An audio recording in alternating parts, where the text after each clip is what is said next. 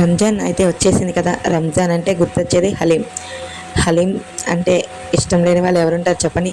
అది కూడా మన చేతితో చేసుకొని తింటే ఆ కిక్కే వేరప్ప. So welcome to Anu foods. నేను మీ అనుష. నా ఛానల్ ఫస్ట్ టైం చూసినట్టే ప్లీజ్ సబ్స్క్రైబ్.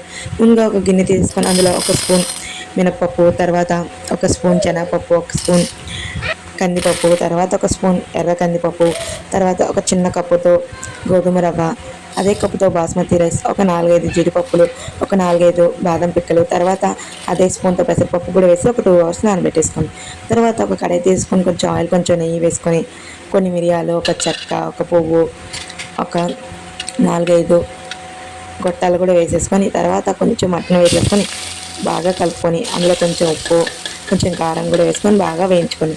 ఇది కొంచెం వేగిన తర్వాత కొంచెం అల్లం వెల్లుల్లి పేస్ట్ వేసి మరొక 5 నిమిషాలు వేయించుకోండి. తర్వాత కొంచెం పచ్చిమిరపకాయలు కూడా చిన్నగా కట్ చేసి వేసి కొంచెం వాటర్ వేసి ఒక అరగంట సేపు ఉడకనివ్వండి. కొంచెం ముక్క మెత్తపడుతుంది అన్నప్పుడు ఇందాక మనం నానబెట్టుకున్న బియ్యాన్ని మొత్తాన్ని ఇందులో వేసేసుకొని బాగా కలుపుకొని కొంచెం కొత్తిమీర, పుదీనా కూడా వేసేసుకొని ములిగేంత వరకు వాటర్ వేసి దగ్గరగా ఉడికేంత వరకు ఉడికించుకోవాలి.